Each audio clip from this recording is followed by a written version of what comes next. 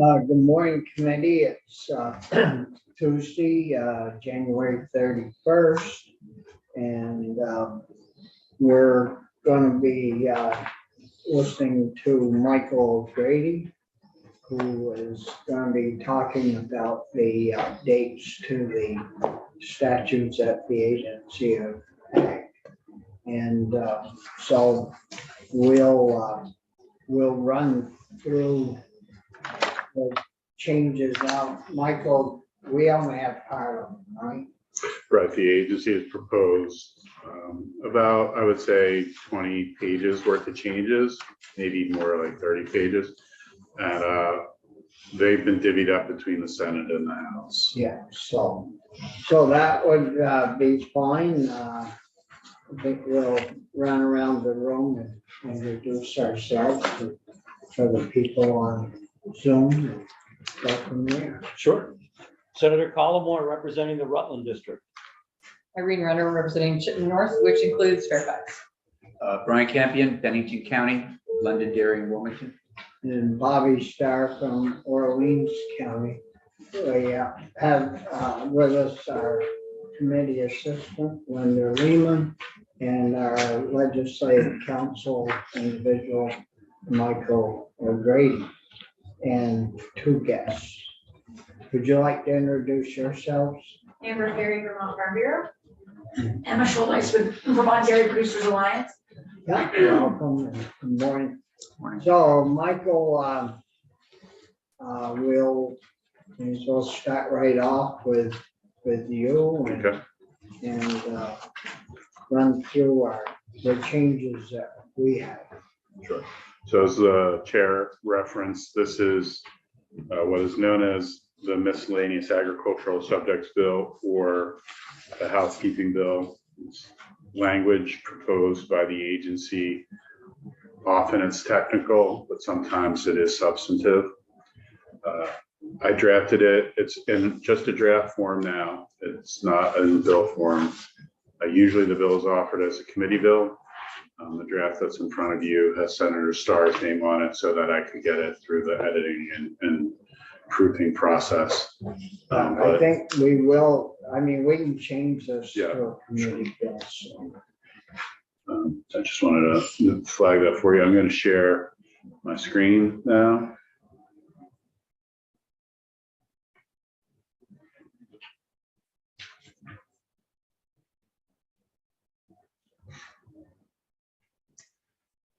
So you'll see the bill. Your version of the miscellaneous ag bill focuses on livestock quarantine, modernization of the egg statute, enforcement by the agency, their general enforcement authority, and water quality, and the ability of municipalities to regulate farms under municipal stormwater ordinances. So the first series of, or the first subject matter is livestock quarantine. The agency does have significant authority to regulate the health and safety of animals, and including controlling contagious diseases. And one of their primary enforcement authorities for contagious diseases is quarantine. And in that quarantine section, 6 VSA 1157, there's authority for them to quarantine. And what is being added is the ability to quarantine when the animals are suspected of having been exposed to biological or chemical agents and that may cause the animal's milk, processed dairy product, or other product to be adulterated or otherwise unsafe for human consumption or use. This is in part in response to the PFAS issue and the contamination of milk in Maine from PFAS. And the agency's desire to have the ability to quarantine animals if there's a similar incident in Vermont. And I know Brian and I are aware of that issue. I don't know about Irene and Brian. Yeah, I don't. I'd love to know more about it. A farmer up there was taking municipal cleanings from their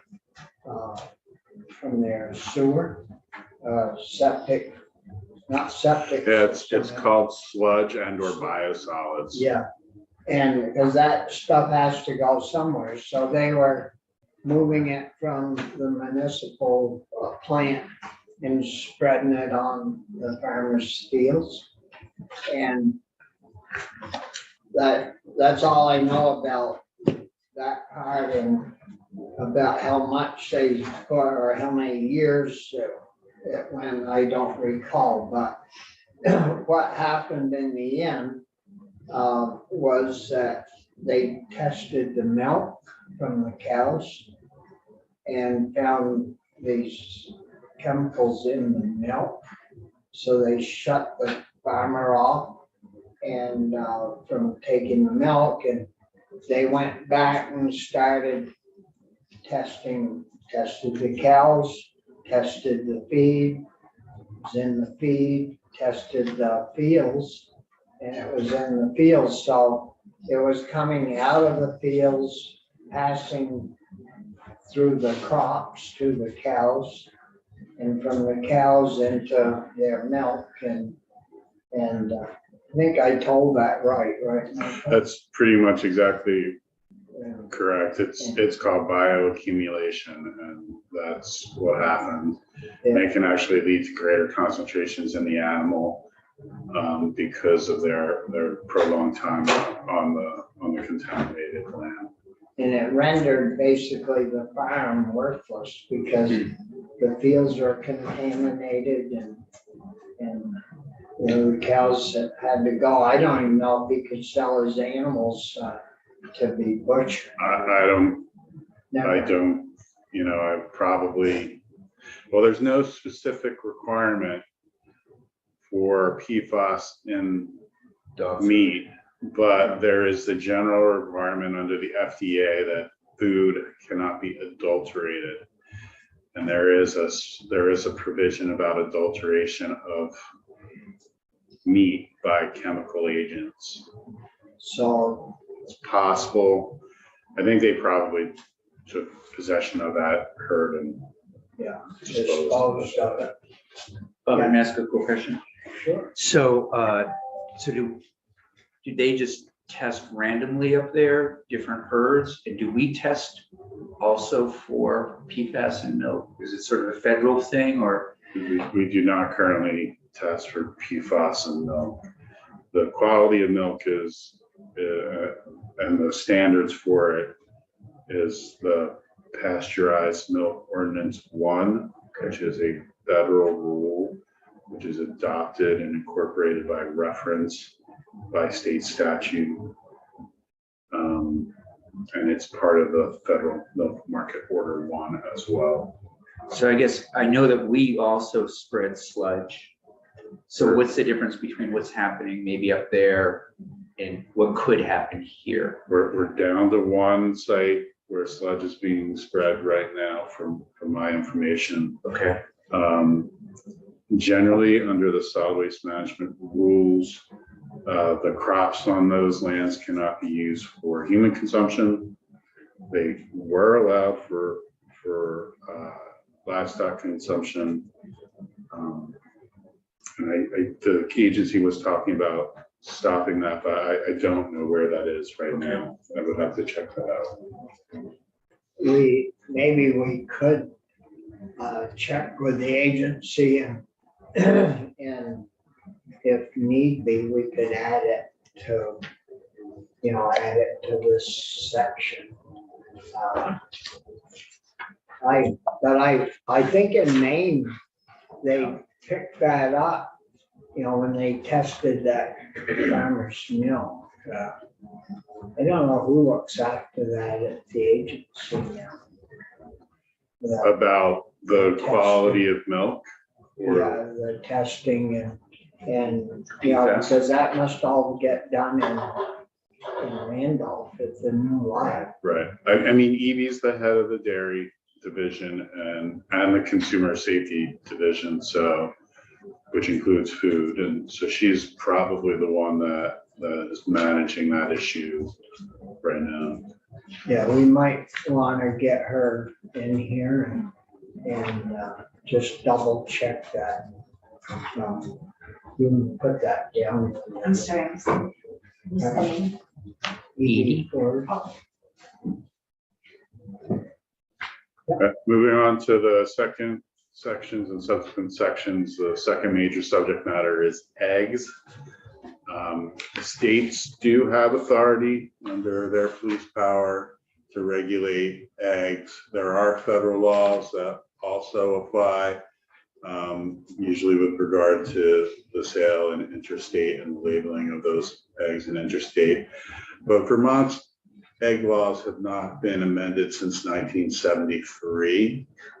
And so the agency is looking to modernize the laws to just bring them kind of into the 21st century. want to get them spoiled. So the first section relates to the prohibition. There's currently a prohibition. You can't sell eggs unless they are in compliance with the requirements and statutes. But the agency wants to say you can't advertise or label them in a false or misleading manner. You know, back in 1973, there wasn't a lot of labeling of eggs as free range or organic fed or that cage free, et cetera. And so this is to protect against people falsely labeling their eggs in a way such as cage free. And the next is they can't sell, offer for sale, deliver, or donate eggs that do not satisfy the requirements of the chapter or the rules adopted under the chapter. And they cannot sell, offer for sale, deliver, or donate eggs that are adulterated. They would have likely had the ability to determine that eggs were adulterated and they could not be sold, but that would have to then be enforced by the Department of Health. Because the Department of Health is the one that has that food safety authority to take products off the shelf. And so this gives the agency of ag the ability to regulate eggs and take them off the shelf. Wonder how you adulterate eggs.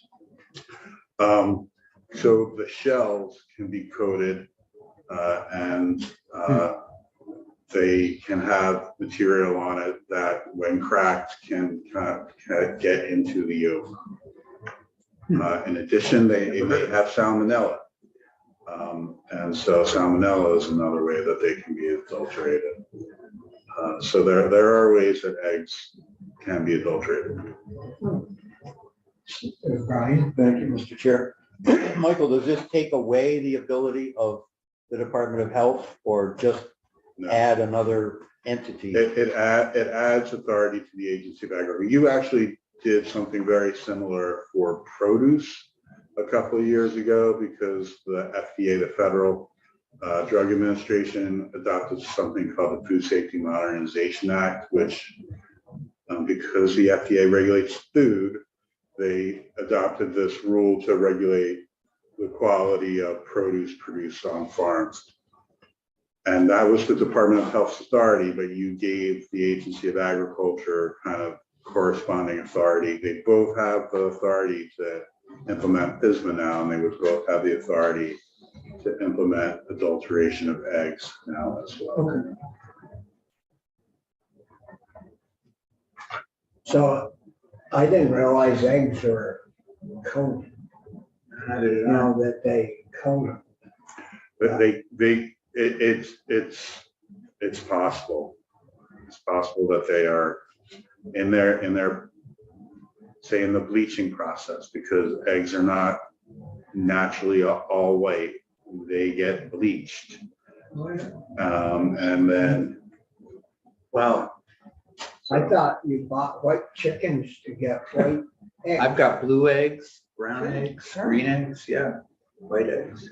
Huh, Irene, but I charge more for those than Sears comes out and buy them.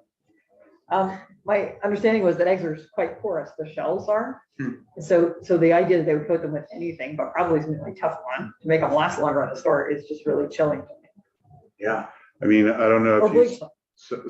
some egg brands actually label each egg. That's true. They stamped them, that's right. Yeah, I guess we need that in there. Thanks. All right, thanks for that. So may I just ask another clarification question? So this, this is most, so is this going to impact then store purchases as well as, you know, doesn't, it sounds like if you've got a little farm stand, you know, you're 99.9%, you're doing the right thing, all that, but this is more for Hannaford's or It's Your- for everyone. everybody. Okay, so this could be a Yeah. big change We're in gonna terms of add policy. colored eggs to this list. So we'll take care of your farm. I'll likely be in prison by the time we hit what crossover. Yeah. Should I move on? Yeah, So section 3 is really the agency's enforcement section, but what it's doing here is eliminating an obsolete reference to a division that doesn't actually exist at the agency anymore. The Division of Business Development does not exist. And then section 4, this is conforming the enforcement process, so it's consistent with how the General Assembly has set what they expect the enforcement process to be at the Agency of Agriculture. Generally, the General Assembly has said they want the agency to give a farmer a warning, and in that warning to tell the farmer what the alleged violation is, identify the law that is allegedly violated, identify the specific violation, and then tell the farmer how to correct that violation. So what you do for water quality, generally the process set out in their general default enforcement authority. You wanted to give farmers the opportunity to cure. And so that's what this will do for ag law. So if that's true, and indeed the intent of the General Assembly was to have this happen, why would it not on line 4 say shall? Because you still want to give the secretary the ability to immediately respond. It's a great question, came up with the water quality law too. If there is something that is really exigent and needs immediate response, immediate Okay. cease and sale order, that's why it's there. Okay. Great question. so if they are committing a real, Bad. they could clean, Step right in. yeah. Should I move on? Any other questions? I guess my only other question back to the coating of eggs. So does this, are we saying that eggs can't come into the state coated? Or this No. is more just in the state? It's saying that they can't be adulterated, that nothing on them or in them that adulterates them can be sold. Okay.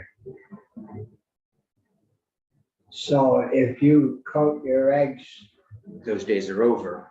No, it has to be No. something that adulterates them. Okay, so you It can. renders them not suitable for human consumption. Okay.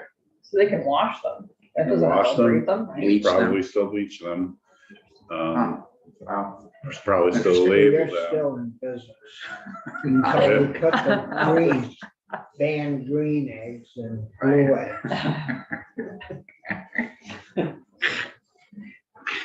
Should I move on? Thank you. Section 5 is the penalty section under the egg chapter. You'll see that the current penalties are $25 for a first offense and not more than $100. And then for a second, it's between 50 and 500. Those are out of date numbers. So what is being proposed is that anytime the secretary is going to have effectively the full suite of the secretary's enforcement authority. They can issue an appropriate order to cease and desist or stop sale. They can order mandatory corrective actions. They can take any action authorized under Chapter 1, which is the agency general administrative and enforcement chapter. And they can seek administrative or civil penalties in accordance with the requirements of sections 15, 16, or 17 Now, currently, you will see what those numbers are if you just turn the page. Page 6. Section 6, line 8, you'll see that the existing default administrative penalty for any violation, unless it's otherwise provided, is $1,000. And the agency is proposing to increase the default penalty from 1,000 to 5,000 and to increase the overall penalty on page 7, line 6 from 25,000 to 50. Now, the rationale for those changes are to be consistent with the ag water quality penalty amounts.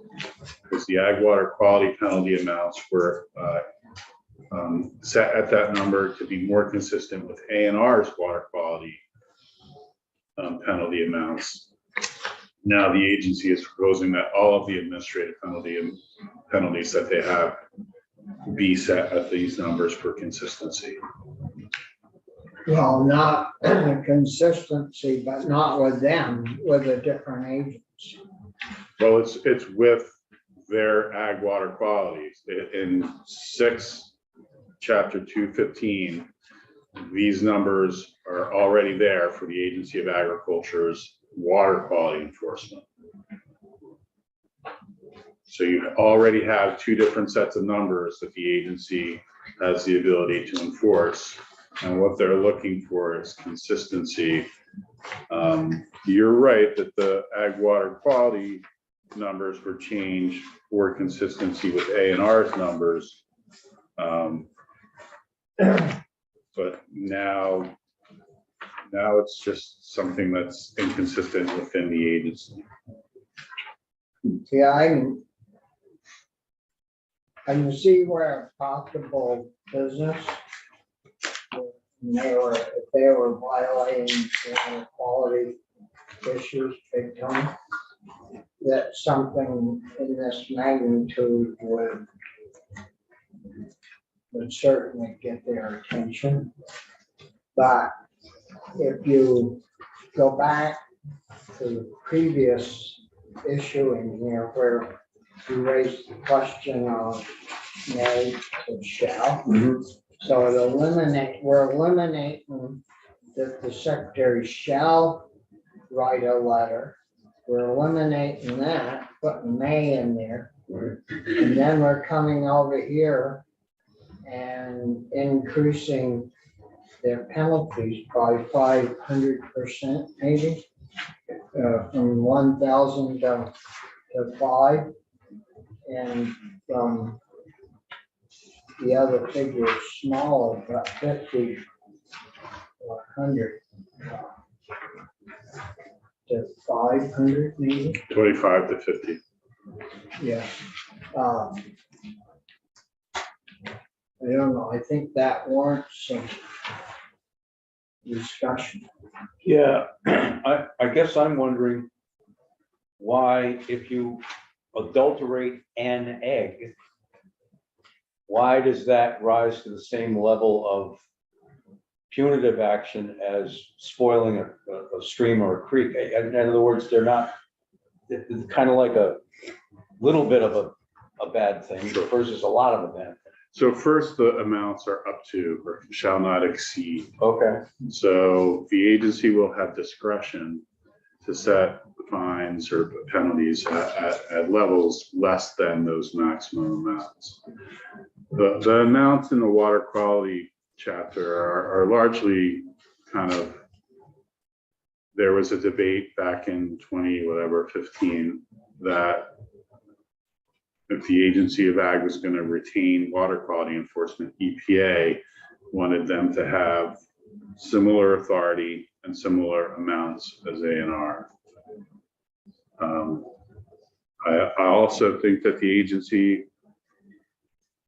of Ag is seeing that maybe $1,000 max penalty is not enough of a deterrent in some instances for people. I think they've had issues specifically with weights, certain types of weights and scales. But don't they do that by the day? They can do it by the day, yeah. It seems to me like it's like if it's 1,000, the violation that occurs each day, the penalty gets added on each day. So, you know, in a week's time, that can add up to a lot. Right, so the max that they can assess, even with an each day penalty is right now it's 25,000.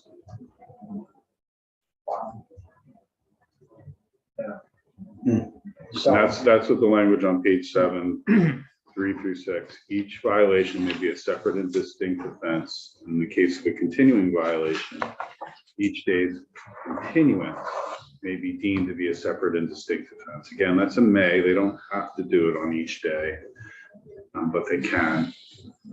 But it provides that the maximum penalty is 25,000 currently. and they want to raise that to 50. That's what they're proposing, yes. Seems like to me, that's a lot of eggs. It's not just eggs. This is not the egg chapter. This is 6 VSA, section 15. And this is the administrative penalty section for the entire body of law that the agency enforces unless statute provides different amounts. So for example, right now there are different amounts. The ag water quality has the 5,050, but the default is 1,025. And so this is weights and measures, plants, Okay. nurseries, pest survey, animal welfare. It's pretty much everything that they do. When were these changed last? I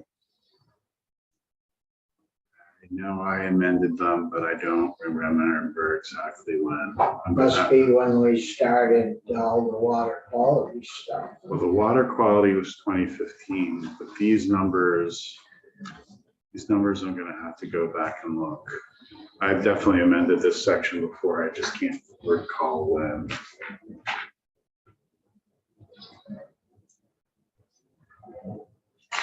So I think we need to think about these increases and talk about them before. Because we gotta leave some work for the house to do. We don't wanna do it all for them. Perfect bill. Should I move on? They like big numbers.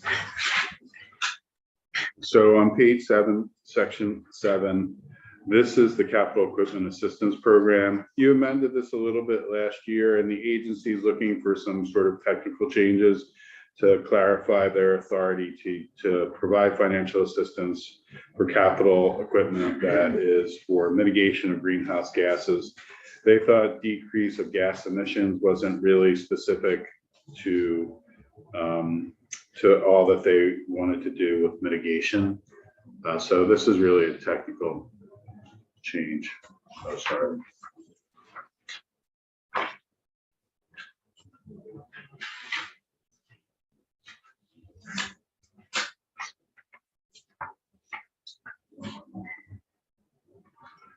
The next, So what is section 7 saying? section 7 is just clarifying the agency's ability to provide financial assistance for capital equipment that is used for the mitigation of greenhouse gases. They made a similar request last year. It didn't get incorporated because of some dynamics around the section. And they're looking for, they think this is more technically accurate than decrease greenhouse gases. They want it to be for mitigation. And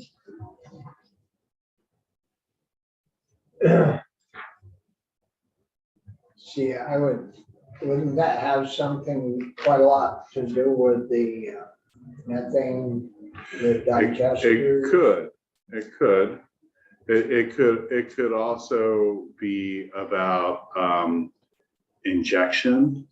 It could, if you're gonna argue that the injection reduces emissions or mitigates greenhouse gases. I think that they like this language because it gives them a little bit more flexibility in the equipment that they can provide financial assistance. So that would help them to help people with injectors. It potentially could. I mean, this section started off long ago as the manure equipment assistance Because program. that's a good practice. You eliminate the odor, you eliminate the gases, it's all injected. And, The verb decrease seems to me to be a little more restrictive. In other words, how do you measure whether you've decreased anything versus mitigate just means, as you pointed out correctly, Michael, it gives them a little more flexibility. Yes. And I think that's what they're looking for. And the dynamics of this section was because some of the eligibility requirements were changed later on. You didn't like, this committee in particular didn't really want to make many changes to this section. And so their request was not met last year, but they're making that request again in a more targeted way. So 7, any questions on No, I think 7? it makes sense. Section 8, as I noted at the beginning, most of these changes are technical or modernizing. Section 8 is not. Section 8 is a substantive requirement or provision. And it involves some explanation. Generally, municipalities are not authorized through their bylaws to regulate the required agricultural practices. So they're not authorized to regulate farming. In addition, the farmers that comply with the required agricultural practices are exempt from much of stormwater management measures, except for construction permits and direct discharge CAFO permits. But municipalities have authority under either their charter or their sewer authority or under their general enumerated authority in 24 VSA 2291 to regulate sewage disposal, which includes stormwater or impervious surface. And now, under last year, you gave them the ability to regulate storm drains. So there's potential, if not actual,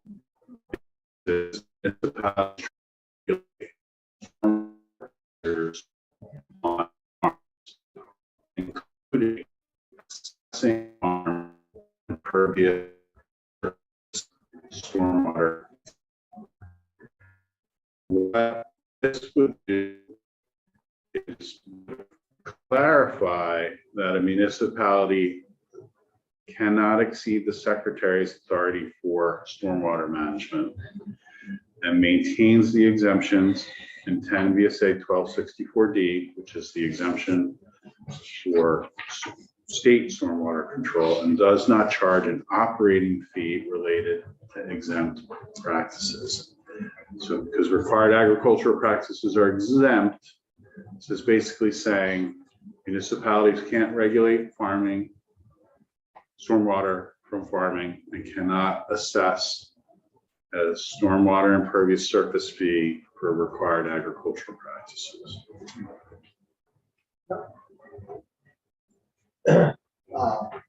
You're probably going to hear from the league if this gets to them. Well, we called them, they didn't have any problem. We called him on something else. Oh, it wasn't on this. It wasn't on this issue. If we call them once, that's enough, right, for the session? Well, they didn't want to come. Maybe we let him know about this. the, yeah, we can check with them. Who's in head of the league now? Is it still Karen? Well. She's their Ted Brady, isn't it? Oh, yeah, you're right. Brady's a big. Oh, Ted But Brady. Karen's in the building. Oh, I see. Yeah, we'll get Brady in here. So I just want to understand, Michael, current statute would allow a municipality to do this, and this is carving out an exemption.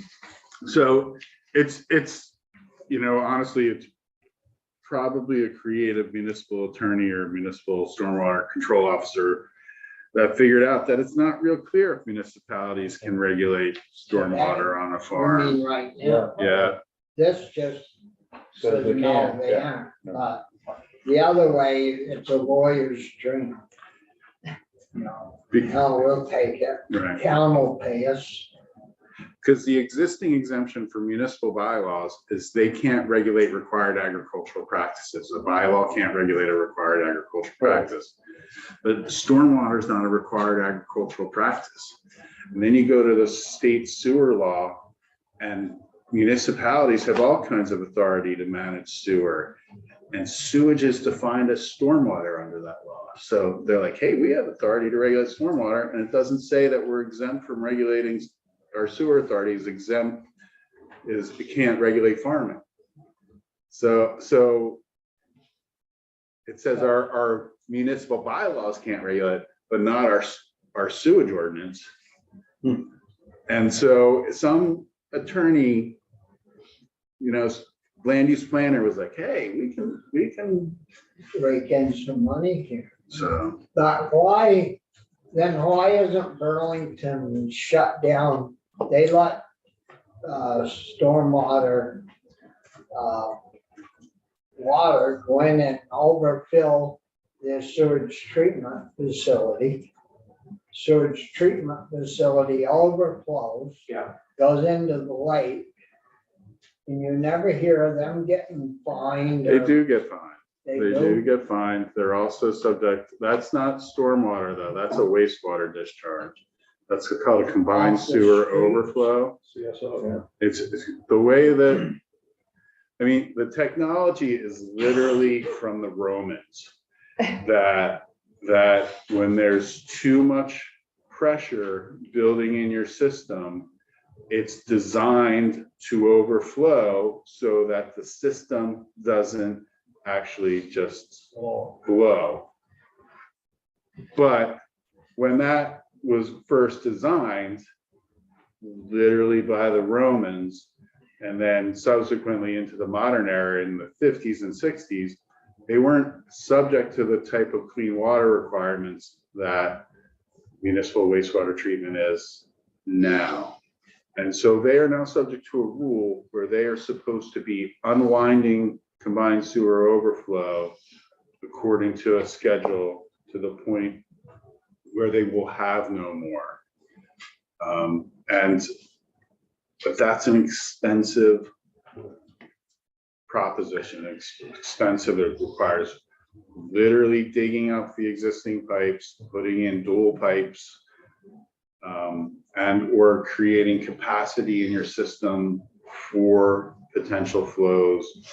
And so the state, the General Assembly has given them time to do that. Until they reach that designated timeline, there's going to be some combined sewer overflows. Because that's what the system is designed to do. So That's that, crazy. that what overflows is their storm water. It's And not just wastewater. stormwater, Sewer. it's both, because those systems are mixed systems. Yeah. It happens in Rutland Yeah, it does. and Happens Rutland in Bennington. happens in Yeah, Bennett. yeah. Rutland has been what, I don't know, is he Commissioner Wenberg now, Public Works Commissioner? He's been really on it. Yeah. Getting funding to do it, because they were always kind of a media darling or lack of darling when it happened, and it just drove him crazy because he's a scientist and he's like, it's doing what it's supposed to do. Right. The project Right, Yeah, It's like a relief valve. it is. It's Yeah. literally a pressure release valve. design kind of wacky. And it's really not that different from what the Romans did. I'm not kidding. So most all of them are set up that way. Not anymore, not anymore, but it's being phased out and the numbers are decreasing year after year. I can't remember. It used to be in the 40s and 50s about how many CSOs there were. It's much less than that right now. I don't know the exact number. And the cost to replace them, right? It's huge. Oh, yeah, well, you gotta find a place for Yeah. that stormwater to drain. And honestly, the federal government in ARPA and before that, there's a lot of money for water and sewage treatment. And that's what the sewage treatment language is supposed to be partly about, getting rid of CSOs. Yeah. And so that there is money there to push out for that for. But you can only do so many of You can only those do so a much. year with the construction companies, you That's know. true too, right? Right. Cause that's a Big big, job. big deal. Yeah. Hmm. So any comments on section 8? Seems necessary. Finding this one. So we'll plan to get ED Glory over and Right, you asked me to check the last time the enforcement penalties were changed, yeah, and I can do that. and we'll get, get Brady or somebody in. You folks, you think Farm Bureau wanna weigh in on this or the Ag Alliance? Yeah. So, I don't know if you can show them the bill as it is with issues that we raised today. And then they could comment on the bill and the proposed changes. We got this week for fall time. Pretty much, we have a little bit of time on Thursday. Got 45 minutes. Yeah. Well, we can do some of it on Thursday during, from what time?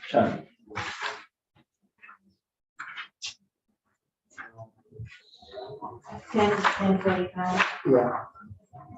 So, if you've got any feedback by then, we'll try to see if the folks from Secretary of State's office and should try to get Brady. We could abuse him.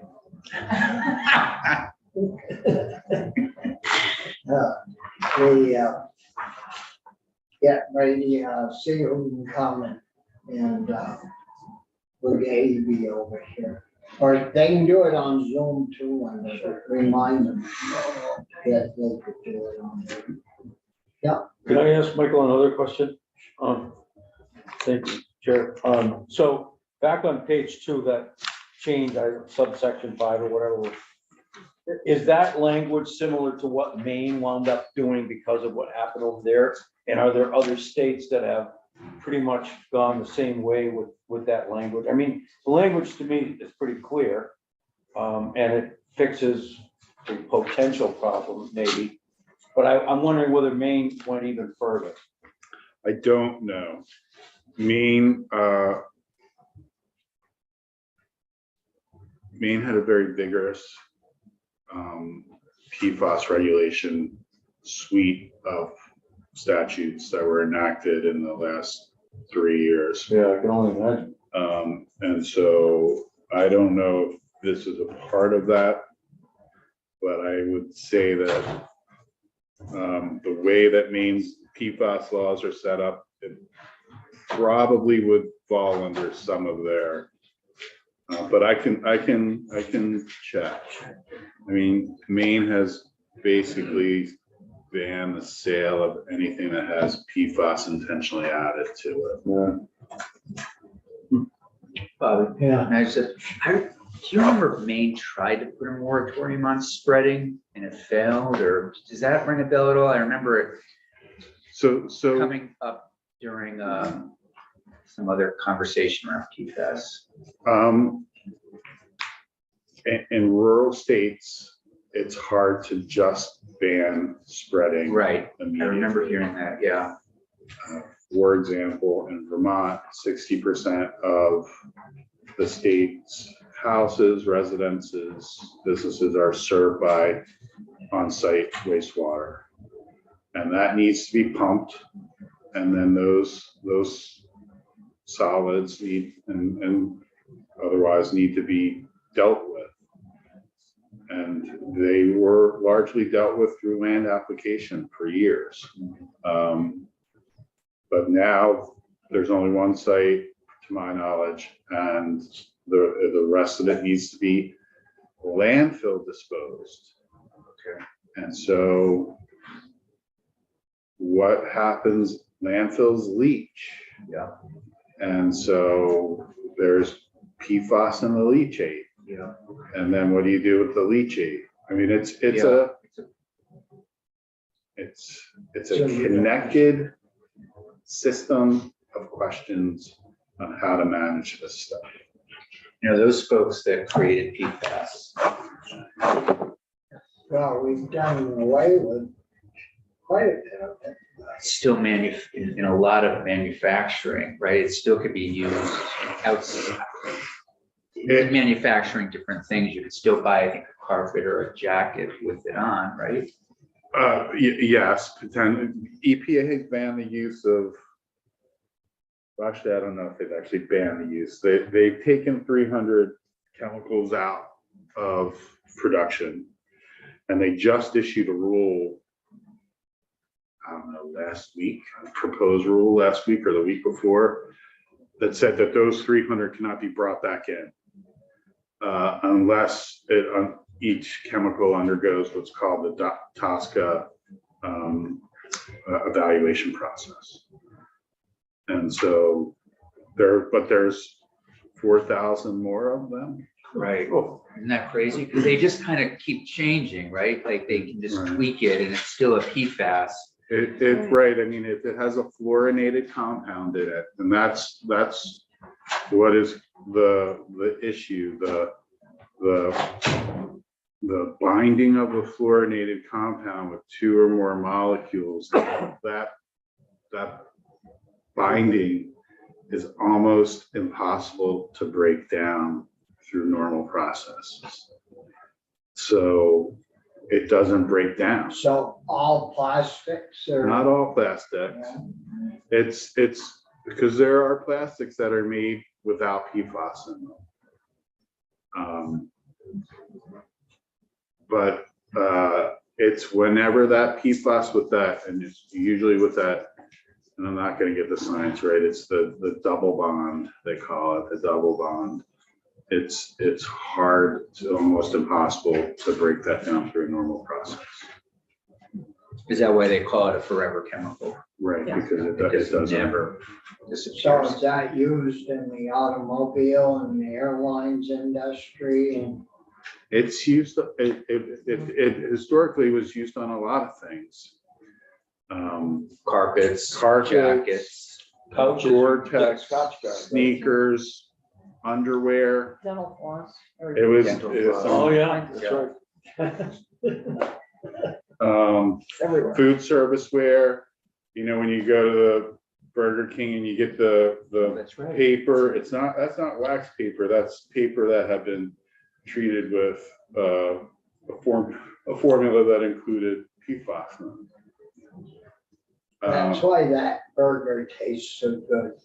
It's got those good down home feelings and. Crazy. Oh, And so it's through its usage and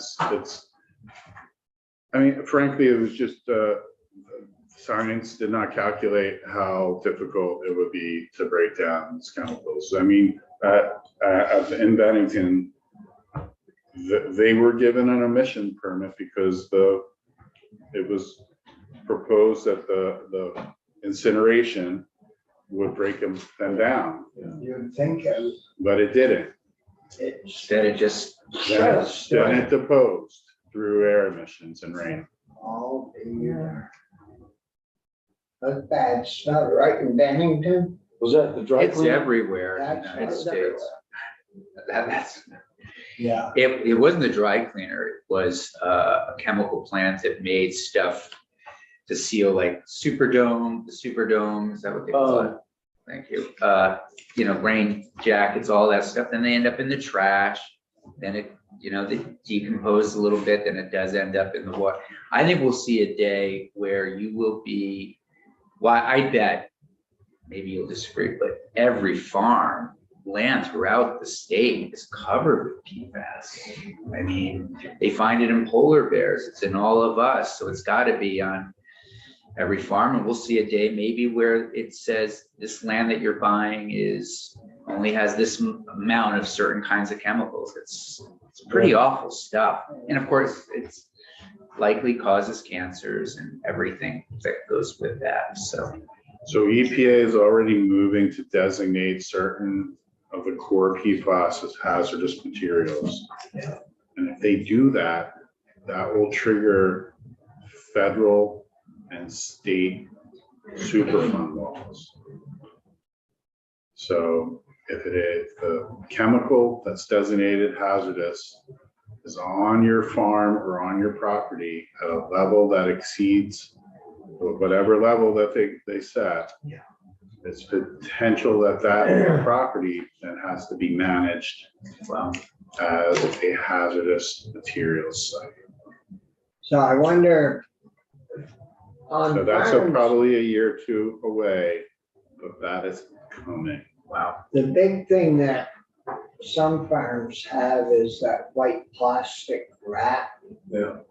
And, you know, they try to collect it and I think take it to landfills, but it's a, you know, it isn't very good to take there either because it's bulky and, you know, there's silage mixed in with it. The But grass. if I may, I mean, part of it also is when you spread the sludge has it in it, but also probably animal waste now has it in it.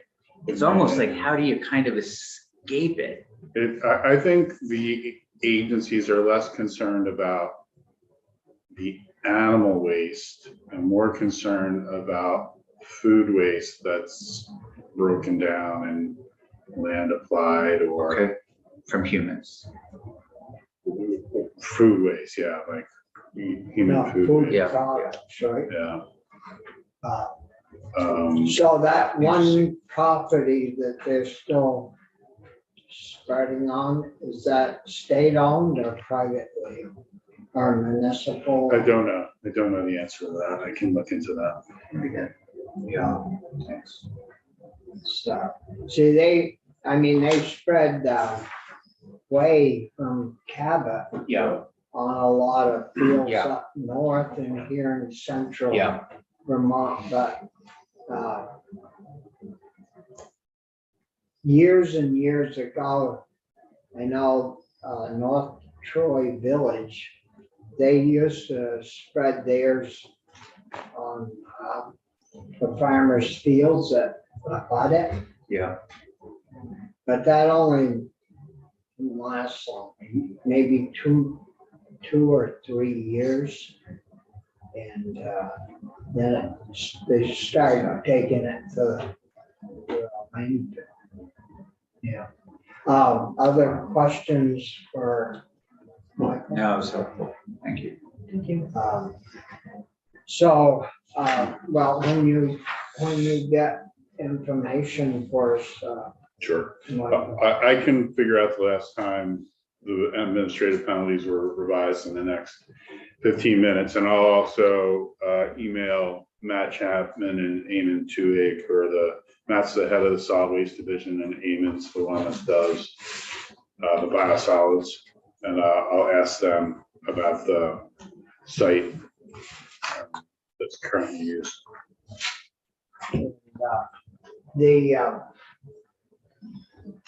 The cannabis stuff for tomorrow, were you gonna sit in on any of that or listen to it? I can do either. I think what is the issue? Well, they want to change some of the rules, and Rogers does, former Senator Rogers, but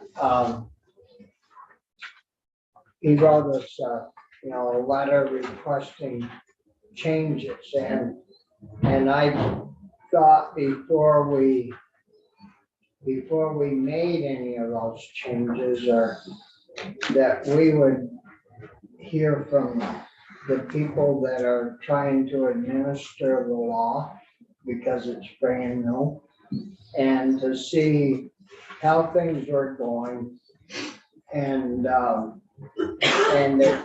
the changes that Rogers requests are a little early, or if they're handled in some other way, and to get us up to speed on whether or not we should do that. And so they're coming tomorrow,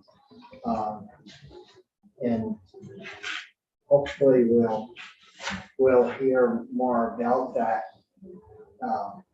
But sometimes you have to give a practice, a new practice, some time to work its way through to find the bugs in it and fix it. So you've got Pepper on Yeah. that agenda. yeah, I think we've got the right people that would see, if they recommend changes, who would make those? for It you? depends on what the changes are. I mean, if they're looking to change how small cultivation is regulated as farming, or the environmental requirements for farming or for small cultivation, that would be me. Now, that's the only thing that I want us to fool with, is things that pertain to the ag part of. But if they're looking at licensing and even testing, that's probably going to be Michelle. Yeah, I would send it down to Sears for any of that stuff. Yeah. Morning, Rich. Good to see you. Sorry, I had, Step over. no, I didn't realize until late last night that at DSAC's annual meeting today was Tom Little, who is my direct boss, his 20th anniversary working at the corporation. And Tom called and said, "You are going to be there, aren't you?" And I kind of, I would think good thing you showed up. well, You I might be looking for work right now. Well, instead of you coming know, to the ag. I went through the breakfast and I went through where they shook Tom's hand for his 20th year, but the meeting goes to 1, so I didn't stay to the whole thing. Oh. Well, we just ran through the stuff from the ag agency, Yep, and we're gonna get some other people, some more people in, and Michael's gonna do a little research. So you haven't really missed. thank you, I'm glad, sorry, I should have let you know. No, you don't have to call me, call your constituents. No, I did call Ashley in the President Pro Tem's office, And we got back the note, stop at our office before you go to see Bobby. The people from Cambridge are on Zoom. So sorry to see that, so. As long as it wasn't for more stuff. No, no, you should have attended. I'm glad you did. Tom's a good guy. Tom's a real Been good 20 years. 20 years. He used to be in the house with us upstairs. Okay. And he finally figured out that he would have to go to work, earn some money to live, so he got that. Can I ask a question about your agenda tomorrow? You've got the federal delegation in. Do you know what they're going to be talking to you about? Well, hopefully, ag They were asked to talk about what's going on at the national level. Okay. and ag, you want to come to that too? No, I just wanted to know if I'll probably listen to that and then I'll come to the cannabis. If you put it on, We also- YouTube, like I'm gonna do for you, and I'm gonna put you on speed, so you'll talk faster. In Ed, we also shared with them what our priorities are in terms of funding. That's good. So like the school construction thing, we just put it on their radar. We said, we need a lot of money. If there are ways, I don't know if it makes sense to talk about if there are funding priorities that they might ask. So, Well, the farm bill's a big issue yeah. that they're working on, and Peter He's on did ag. get on Yeah. ag, That's so, great. if they could straighten that out, update it somehow, but it's not very likely that that's not happening. We've got the organic guys that are here in Vermont, must be, it's the same nationwide, they're holding on by the fingernails. And, Budget adjustment from the House has 9.2 million in it to provide them with relief. Richie calculated that out. How much was that per farm? 30 to 60, was it 64 or something Yeah. like that? 65,000. But it'll be based on their production, so they won't all get the same. But they're looking for $5 a hundredweight Yeah. for the 2022 numbers. I mean, I remember years back, we spent a lot of engines, or a lot of sweat and tears over 50 cents. And So- were you here when we did the 50 cents? Yes, I was.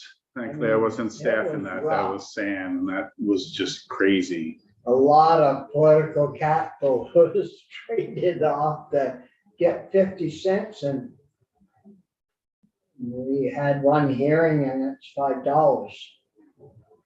Oh, I don't know how that issue's gonna work out, because So the House put the 9.2 in, And the BAA, yeah. Same and, thing. It's on the floor today.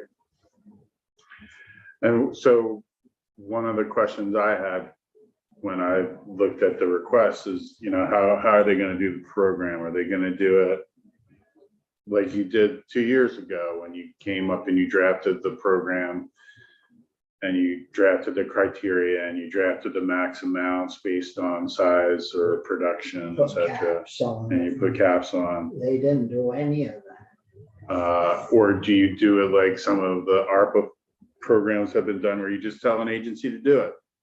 Just go do it. And they kind of did the middle ground. They told the agency to go do it, but they also told the agency to come back with a plan for how they're going to do it. So they didn't suggest how to do it. No, they didn't do the full criteria or per hundredweight or pounds, so or is this all for just organic? it's just organic. there. So I have a number of people that, farmers that moved away from organic to go back to, because the feed was cheaper. And they're small farms and some of them got, a couple of them got shut out by, their co-op, they wouldn't be included. Well, it depends on if they were shipping under an organic contract in 2022. Oh, okay. Yeah, 2022 is for the whole year. But it does raise a question. It's actually, I think it's probably a key question. I think maybe Do you still have to half a be a dozen. farm that's shipping organic in order to get the assistance? And I don't know the answer to that question. Just, I think there are small farms that aren't organic and some that were organic that switched because of the price of production. I think this is a question for you two and Senator Kitchell when it gets to that committee. I mean, you talk about, getting new blood in here and so they get new ideas on the table and all that. Well, to me, that's what happens when you get issues like this that came up with a whole crew of new people. No institutional sort of historical no historical institutional knowledge. I mean, you kind of lose that sometimes, right? Well, you've got to have a plan and you've got to think it through and work out the bugs in your mind and you don't leave that up to the bureaucrats for the most part. They come and go, and if you really care about something, you want to have it figured out pretty darn well and how it's going to work. I mean, well, you attended about every meeting all summer long that we had. And I was there and the organic guys, we had some in and they said the prices were bad and not good, but we didn't hear one thing about what they were doing about fixing it, or one thing from the agency about what they were doing to fix it. And here we are 6 weeks or 5 weeks into the legislative session and we popped 9.2 million onto helping 139 farms. And we haven't worked it all the way through, where there's some of those farms where they own the farm and they're functioning fine. There's some of them that we did put money in to help them enlarge, get bigger bulk tanks and fix their driveways so they could get bigger trucks in and that. But even back when we did that, we didn't hear from them that, well, our prices tanked and we need some financial. I don't recall that. Do you, Michael? No, I do think the prices were plummeting because it's an inflation thing. It's when the consumer goes to the market with whatever their budget is, and now Go for the cheaper milk. they're gonna buy the cheaper milk, and the organic is not. The product can't increase in price much more than it's currently priced at, because that would price itself further out of the market. Yeah. So I'm gonna ask it. So we spend 9.2 million, Well, we haven't spent it Well, yet. but I'm just, can't change. imagine what we're gonna hear when we get. No, to- I know, but if we did spend the 9.2, what for the long term does that do for these farmers? Good question. You know, if we're gonna spend money, this is one-time money. You have to fix the root of the problem. So what's the root of the problem that we could spend money on to help farmers?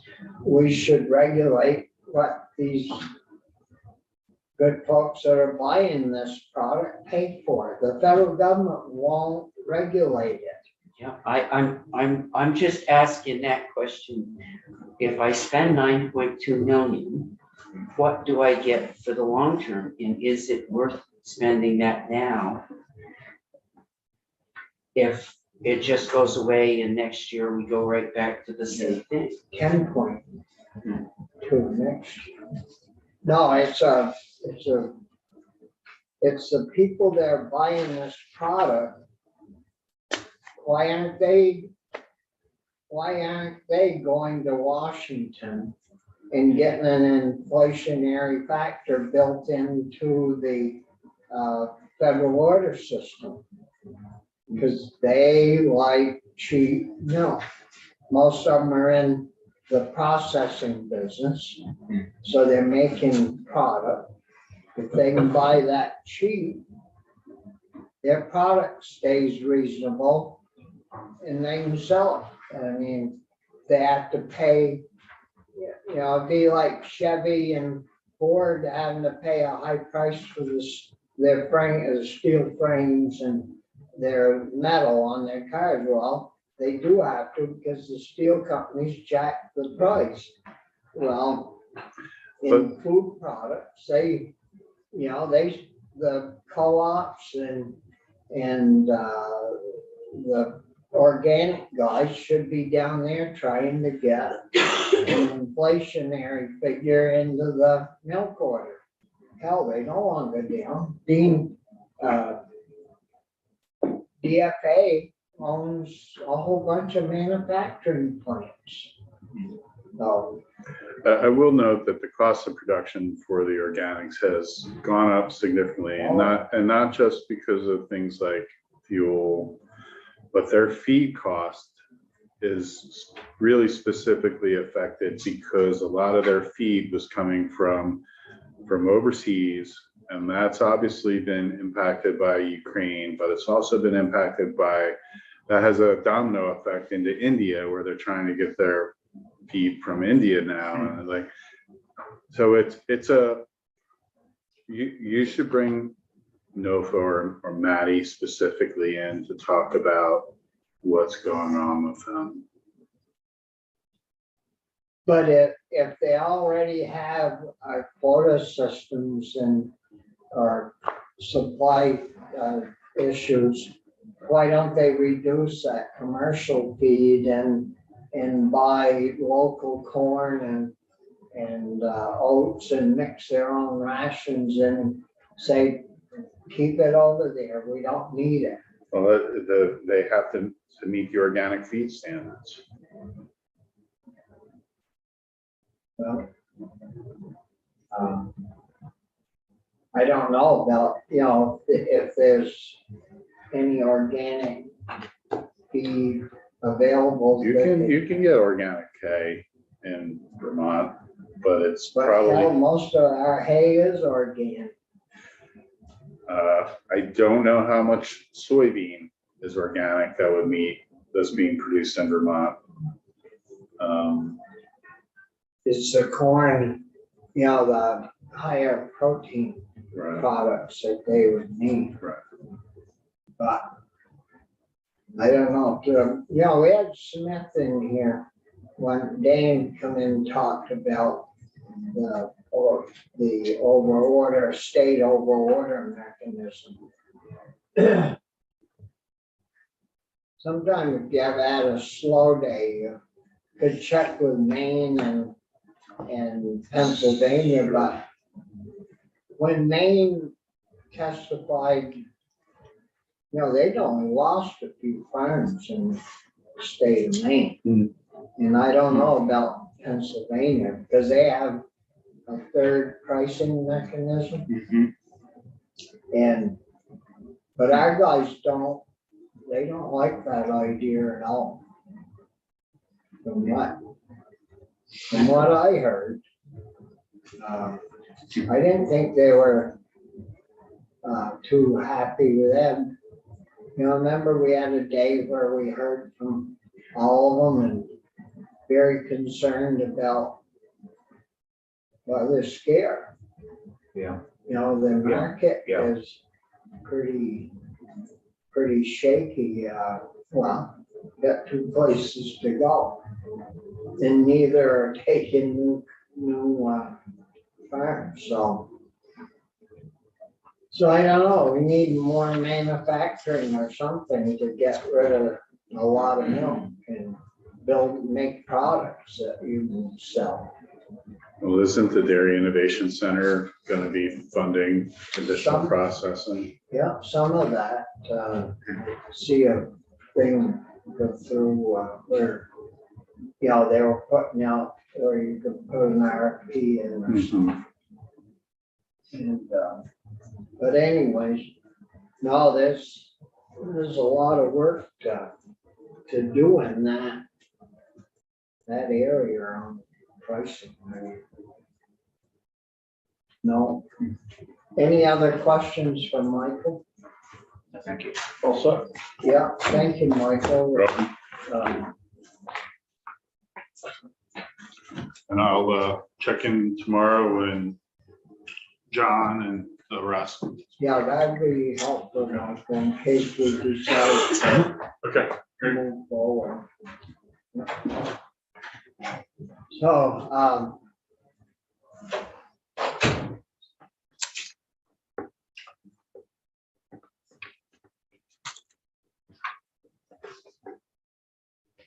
so is there anything else that any of you wanna tuck into if you run across anything that you wanna tuck into the schedule someplace? Because if there is, you know, let Linda know or myself. We'll try to do that. I'd love it at some point, if there's time, just to understand where we are with pollinators. I know this committee has done some stuff, but I don't know really where it's at and if there's anything else that needs to be done. So just sort of an overview, if we, 20-minute overview. I don't know who would do it, but just You don't wanna get too close to them. for the pollinators, because I'd get Yeah, this. it hurts. Yeah. Yeah. Well, I thought we had Maybe you have somebody coming in, well, because Carrie don't work for them anymore. no, there's no cameras. I know you guys have passed stuff out, the pollinator protection, Yeah, we all did. that stuff. I just curious Yeah. where we're at, that's all. It'd be Yeah, helpful. Not in any big rush, just curious. You want to check with the agency on that, see who took Gator's place. And see, so we can get an update on how that's going. Thanks. Do you want to bring in any actual organic farmers and talk to them about feed and all those constraints that they have, or do you feel like you know enough? Well, Under the basket. I thought next week, Mhm. we need to, we had them in the other day. Right. And I know they talked about, a subsidy of something like Right. that. And I figured that we would work with the House Committee and Sure. in tandem sort of put a bill together. Right. But they didn't quit when we got done. Right. They went on in the afternoon. They went right into the afternoon, They did. I guess, Sure. and It was so, quick. It's like 10 minutes. They didn't really spend a lot of time, right? Did you watch the video? It was about 10 or 12 minutes only, and then they had other things in the afternoon that they worked on. I do think that if they put the 9.2 in, that this committee should vet that. And we should get the ag agency in, and Well, you, if what the House is proposing is they administer this and they come up with a plan, we ought to hear from them at least. well, I wanted to make sure it goes through. You know, if it passes, I don't know, if it'd be up today or tomorrow, The committee voted yesterday, so it'll be on notice. 8-4 from what I can gather Yeah, was the vote. tomorrow. And then so it's on notice. Of course, they could call it up today if they want to. Take it off the notice. count. Yeah. But I would, Well, I'm just saying, as soon as if it's in there, I would expect that it'll pass, over there, you know, with no problem. yeah, if the committees put it in the bill. And, well, I think we gotta have a visit with our other chairman to see, But I think she'll be looking for, in our body, oh, we'll be looking for a recommendation from us. So we're gonna have to, I mean, vet the we thing out. usually don't do this group, that group. You know, like, with our farmers, we have small, medium, and large. Right. And the organic, and we try to use them all pretty much the same. And this is sorting out one group and using them differently, and if we got this small group in, you know, 50 to 100, 200 cows, they tell us the same thing. And the middle group, that next group is the ones that are really in trouble. From 200 to 699. The little group, they still got, you know, the husband and the wife are doing all the work, the kids are to help doing the work. But that next crew, I mean, they got a bunch of hired help around, and you know, they've got more equipment that they need, and I don't think the big guys are, I mean, they're getting by, but I don't know how well. And I don't know if the ag agency keeps track of that stuff. I mean, you'd think they'd be right on top of, when you start losing 50 and 100 farms a year, when you only got, you know, 1,000 to start with, and now we're down to 5 something in 10 years. I think they said we're down to like 480 or something. Yeah, and yeah, to hold the economy together, you have to have a certain amount. You know, you lose your machinery dealers and your grain dealers, and you lose the whole crew. And then we have a thriving agribusiness going with Ben and Jerry's and the Cabot cheese and, you know, value added products that they've got to have a certain volume of milk or it's not profitable to run. And, Right. I don't know, we gotta figure out something. And, you know, you can't keep thinking that it's all fine and rosy when you kind of know that it's not. Do you hear from people you represent much on how things are on the farm? We try to do check-ins. Pardon? We try to do check-ins on the regular, but usually they come to us. With concerns. But you heard anything on the 9.2? As far as. I've gotten emails that are saying we're not sure that the 9.2 is going to solve the issue.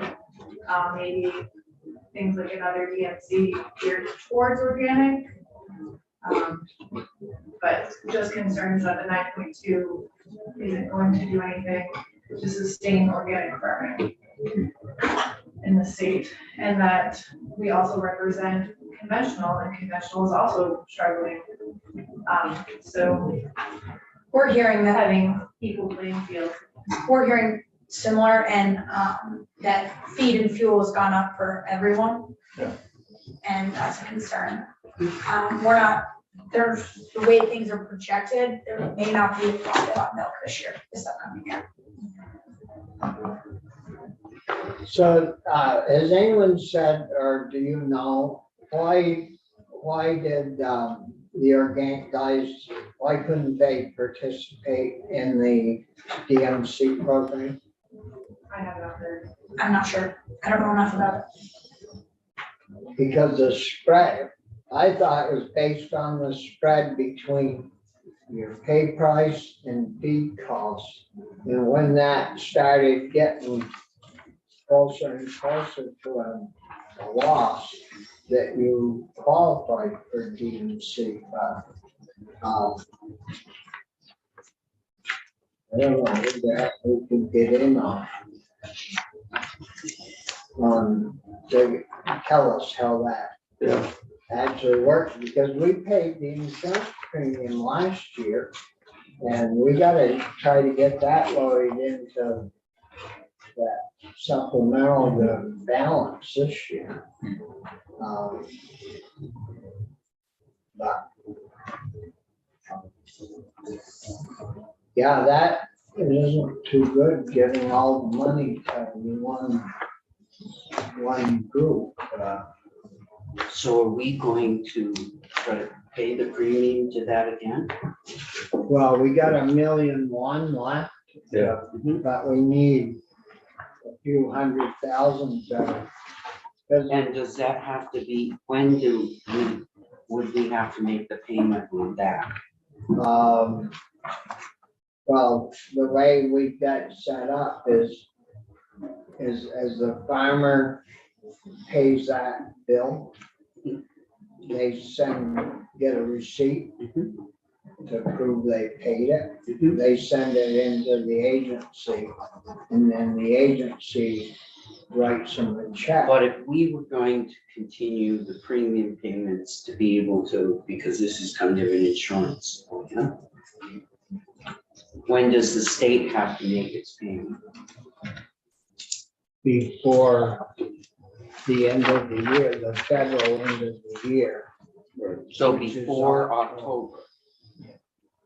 The only reason I ask that is the first thing with my appropriations hat on, coming down with the 9.2 million, it's a brand new program. We rarely in the budget adjustment change policy. That premium payment, the precedent is set. We've done that before. So it's totally, in my mind, legitimate to have the discussion, should that be in this year's budget? Although we do have a gap between July 1st and October 1st, where you could Pay it. you could do it in next year's budget and but there's always been a reluctance in a budget adjustment to shift policy in that year, you know, and this would seem like a policy shift. I'm not saying that The 9.2. the 9.2. And I'm not saying that in the end, we shouldn't do something because it's an emergency, but it does buck up against that tradition of not changing policy in a budget adjustment. Yeah, that's why I said we gotta have talk down.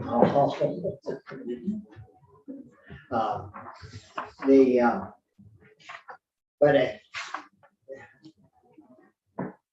isn't an easy issue to take care of, because you've got good guys and bad guys. You know, the good guys, well, we're gonna get that for him. We'd be the bad guys saying, well, you know, it wasn't really The right thing. figured out all the way. So we got to deal with the issue, and it's a thorny situation.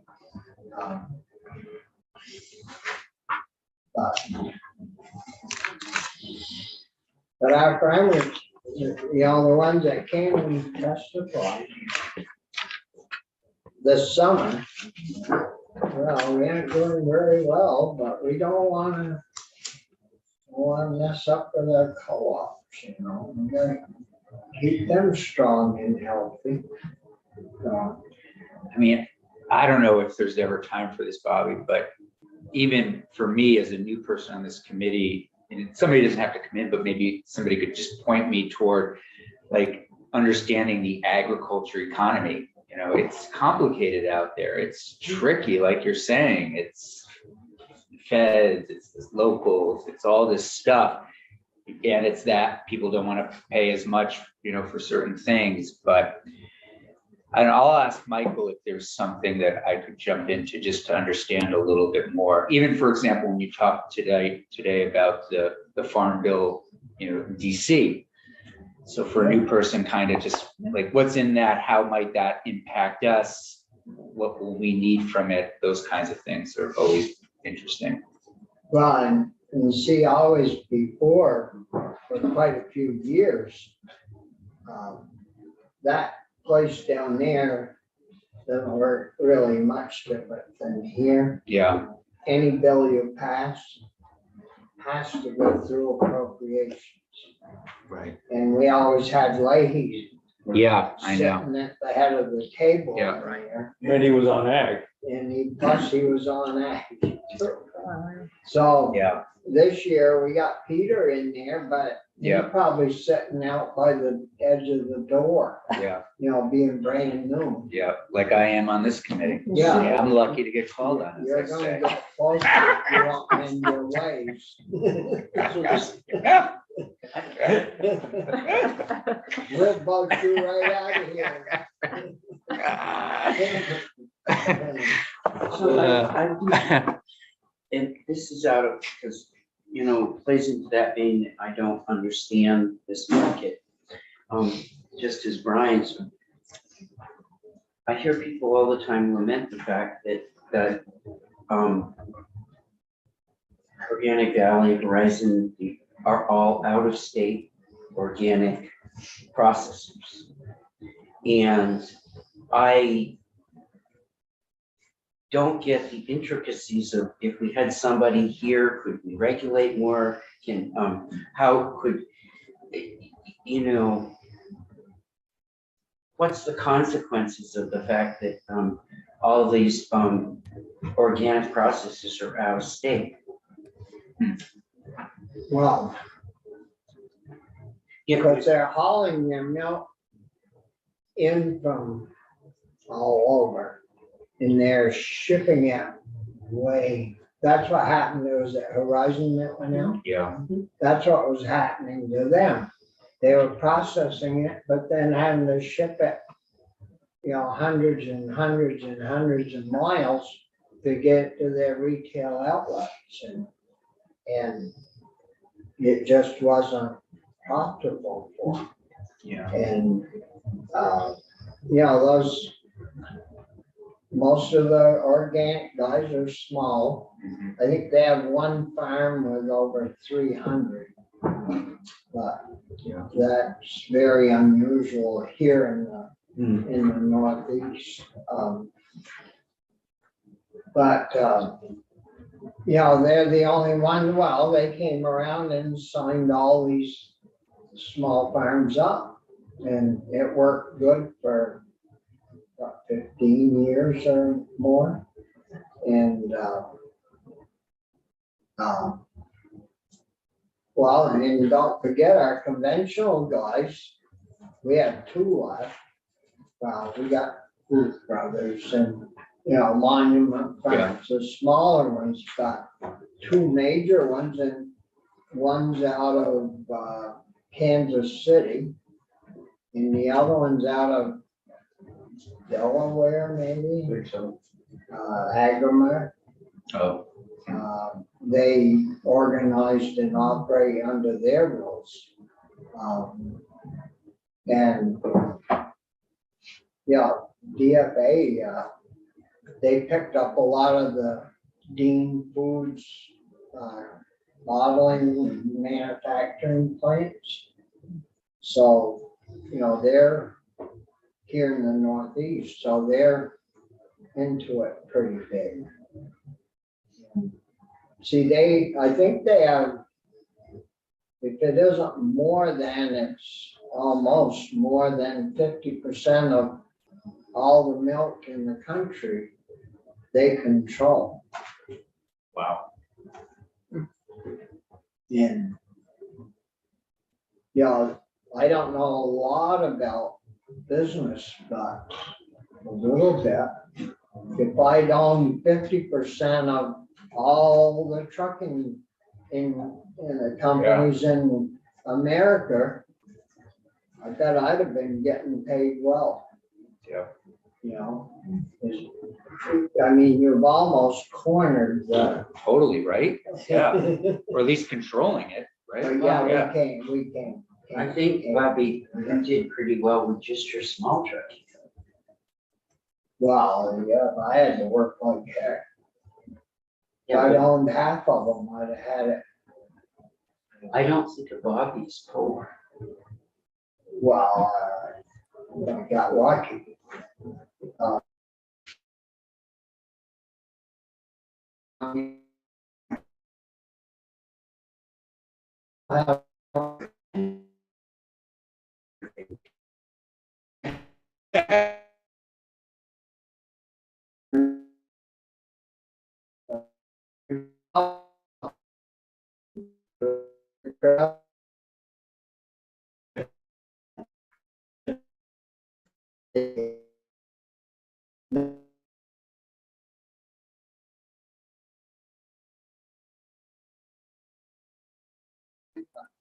No, we're gonna have to do quite a lot of work on if that makes it through the house. Because the next committee, if it leaves here, we'll have to have some good concrete plans or it won't fly very good. You guys, you folks that are here, find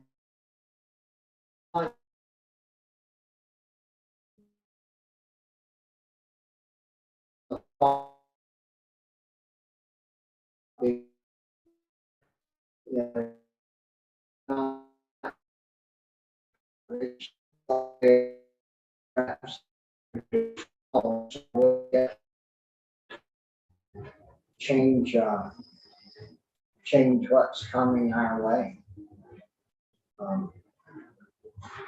No,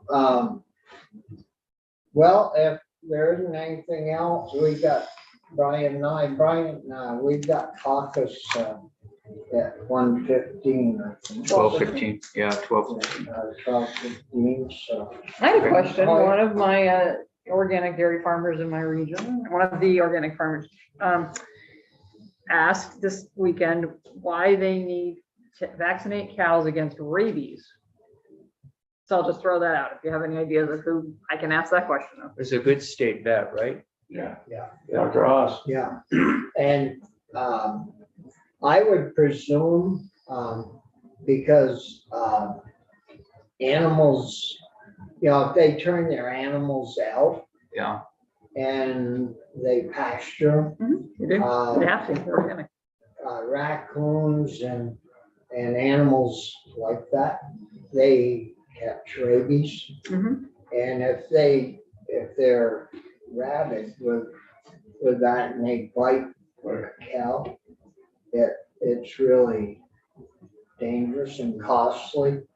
But we can get the vet in and state vet if you, Be good to meet the person. Yeah, we get to meet them anyway. and So they have so you other can get a opinions, right? professional answer instead Sounds good. of, um, Bobby works part-time as a vet. There might be other interesting things we could hear from the vet, Yeah, But, yeah, my two, part of my education. my uncle and I had a cousin, they were both vets. yeah. They both retired. Oh, they did. Big animals, small animals? Yeah, big. Big, yeah. Well, big and small. That's hard to find down our way, are big animal vets. Yeah, they did both. Daryl, my uncle Daryl was in Newport Yeah, and my cousin Stanley was in Danville. Hmm. And, but they, see, they had enough to retire, so yeah. I'm still working. Of course, when I get all done and said and done, I don't get any retirement anyways. Oh, there's a bill, I think that'll change that. I have for legislative. Oh, yeah. Yeah, there's something. Are we off record? No? Oh, No, we're still still on, Okay, but all I right. was getting emails Right, I this was gonna weekend say. about. Brian How we're raising doesn't our want to pay, get on really? the records. No, we, No, we- no. It's not my bill. I was just gonna ask, whose bill is it? There's something about that in GovOps, right? Correct. Yeah, something about it. we've adjourned.